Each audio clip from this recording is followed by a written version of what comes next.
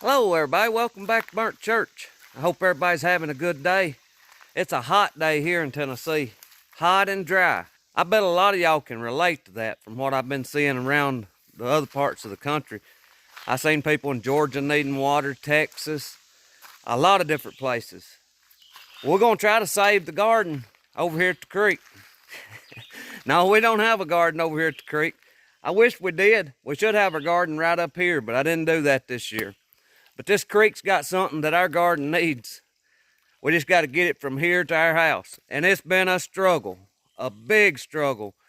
We've been trying to get water carried to the house for 5 times. We've been over here 5 times trying to do this. And thank God and thank one of my buddies that has let us borrow a pump. And we're trying to make this pump work with the hoses we've got. If I knowed the pump worked for sure, I could get some hoses. But he bought it on clearance. He thinks it'll work. It was a brand new pump. It was just clearance. And we're going to try it out with the hoses we've got. Now, they don't fit it, but we're trying to make them fit.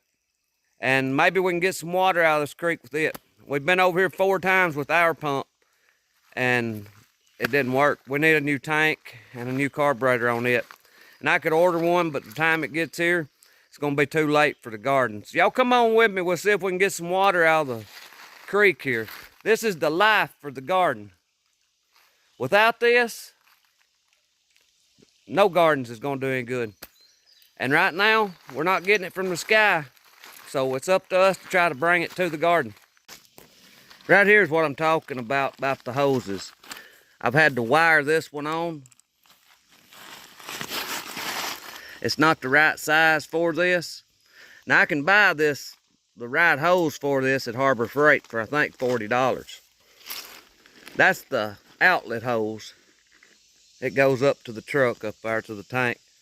It's a 3-inch, and I think this calls for a 2-inch. And our inlet hose right here is the one off of our pump at home. And it doesn't fit. I've got tape wrapped around it, and it's stuck in there real tight. You've got to have a good seal with this one to get it to pump.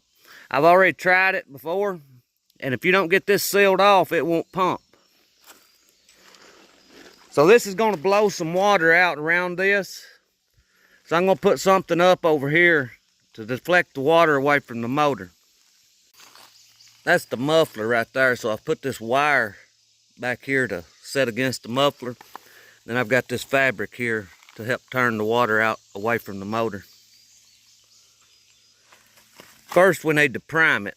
Right here, you prime it with these. These were damaged when we got it. I'll try to put a clip up here to show you what they look like. I had to super glue these back together. They were broke around the edge right here.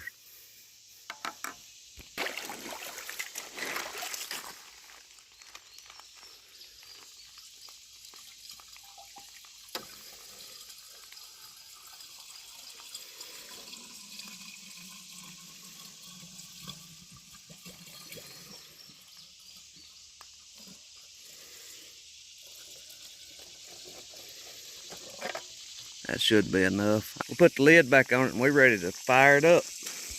That's working real good. That's keeping most of the water deflected out away from it. Now we are losing a lot of pressure right here, but we're getting a lot of water in the tank. That's some good life-giving water right there for the plants. I thank God for it. We've been struggling trying to get this water to home.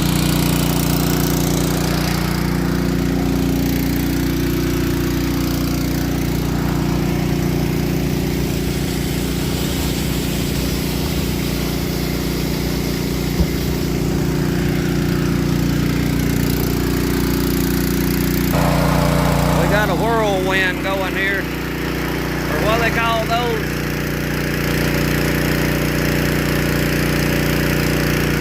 They pulled Little Creek dry. We're about to get full.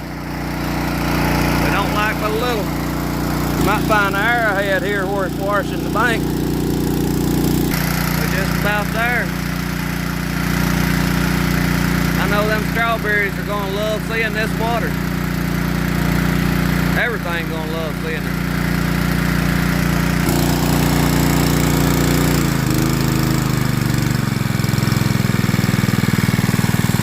Ready?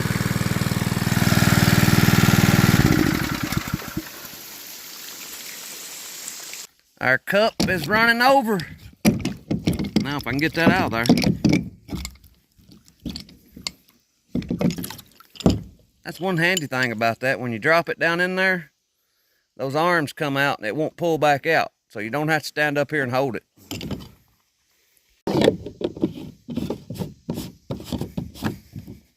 We're ready to go. Well, we made it back home with the water. I've got the water hose hooked up. I need to open the lid up here to where the water can flow out.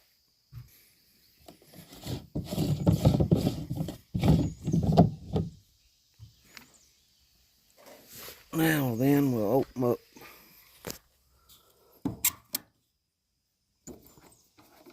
That should give us water. These poor little fellas need it. Look here at them. The pumpkins, we lost all of them except one. That's not a lot of water, but I'll probably have to wind up just laying the hose down here and letting it run, just soak the whole garden. We'll use this barrel up and then I'll go back and get another one. We've had no rain hardly. Maybe this will bring them back to life. Now our peanuts are still looking good. You can see them right there. They're blooming and looking good. And the green beans, I'm letting them go to seed. Little mulberry tree, I've been trying to bring some water to put on him. I figured out, I think the shower works the best. I'm going to just turn this on and just let it sit here and run. If I can figure out how to do this. There.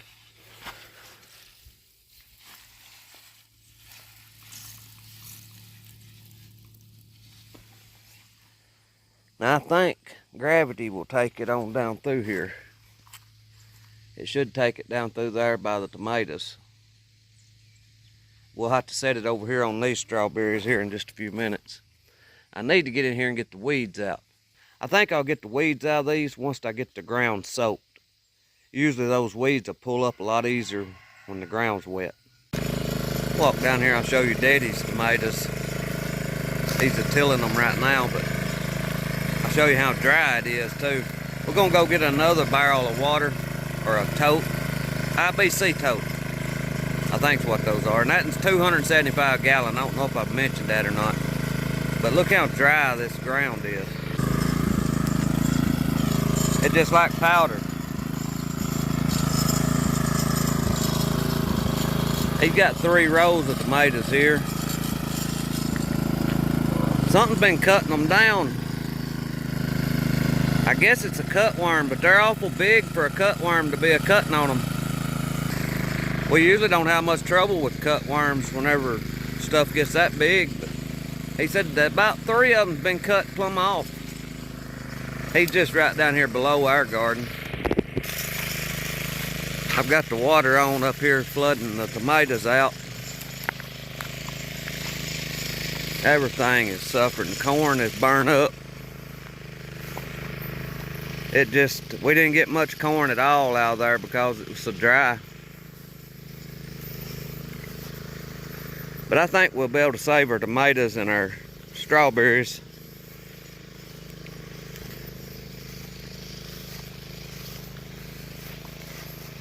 That water's starting to find its way down through here. I've just got it turned on up here at the top, letting it run down.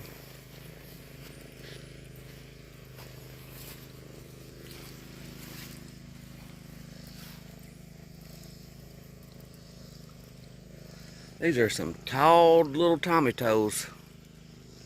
That one there, I can't even reach the top of it. We got the river flowing down through here.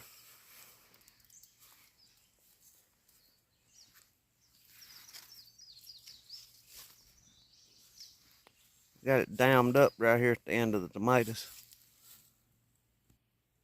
I'm gonna let it run on here for probably about 20 minutes. It ought to get the ground soaked on this side. We done got it soaked over there on the other side.